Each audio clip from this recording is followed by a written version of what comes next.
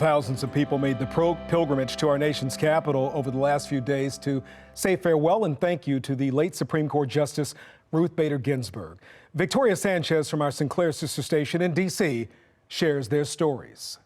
The lines looped around barricades in the shadow of the nation's capital, and thousands made their way to the Supreme Court steps.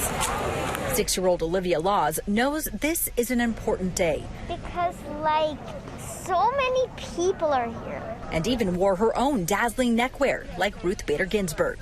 Parents George and Cammie Laws brought Olivia and 3-year-old brother Henry to witness history. For us, it's really important. We try to stay conscious of everything that's happening in our country today, and with all the changes that are taking place, we think it's important to bring them to take part in these momentous occasions, and then hopefully when they're older they can remember these moments and then make better choices for themselves later on. The line winded in and out of the shade. Little Olivia wasn't bothered by the heat at all. She was on a mission. We're here to bring this sign. Show her what women can do, and that's a role model to follow. Emily, look over here. I want to work in the Supreme Court. Do you really? Yes. In a few years, are we going to have a justice, Olivia? Maybe. I think you're well on your way, Olivia. Equal justice under law.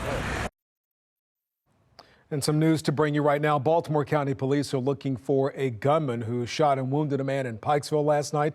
We're told the victim was shot multiple times along Nadine Drive, a few blocks off Reisterstown Road, around 8 Thursday night. His injuries are not considered life-threatening. A reward is being offered for any information leading to an arrest. Fire has claimed the life of a person trapped inside of a home in Anne Arundel County this morning. Crews arrived on the scene around 10:30 to find an intense fire in a home on Generals Highway in Crownsville. Crews had difficulty getting water to the home, which was about a mile off the main road on a dirt trail. The body of a man was pulled from that home. Right now, there's no word on the cause of that fire.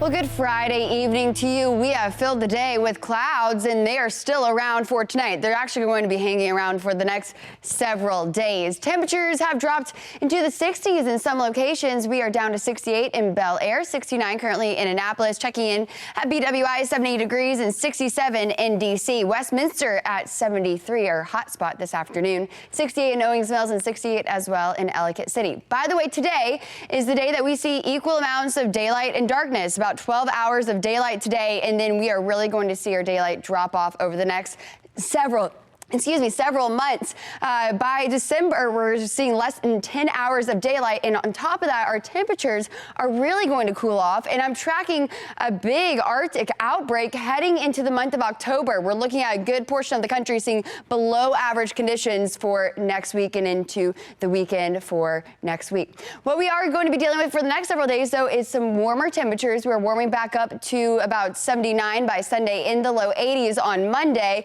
And we are also going to be tracking the chance for a few rain showers over the next few days as well. What we have going on, remnants of beta moving in, very light rain, and it's highly scattered this afternoon. Starting to see a few more rain showers impacting areas around the Baltimore metro, really to the south of us. I think most locations will see some dry conditions for tonight. I think the best chance to see rain is going to be south of the city. Here's 8 o'clock, seeing some light rain showers over Annapolis. Rolling the clocks through your 10 o'clock hour. More rain showers developing along the eastern shore in areas south of Baltimore City.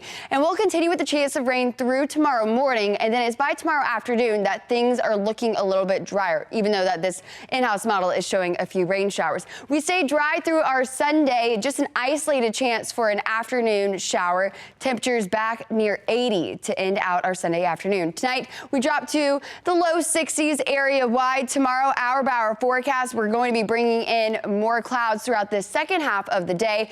Temperatures will be in the mid-70s to wrap up the afternoon. And then for your Ravens forecast, well, it's looking likely that we'll bring in the rain. Temperatures in the low 70s by kickoff. 7-day for you. We are back to the 80s to begin next week. And then that cooler air, that's going to be arriving as we wrap up next weekend. Ashley, thank you. At a time when businesses are struggling through the pandemic, why are Ocean City town leaders warning people to stay away this weekend? We'll tell you why.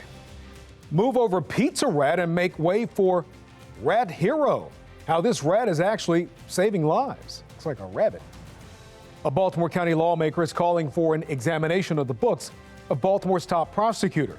Crime and Justice reporter Joy LaPola investigates the call for accountability when the News at 5 returns.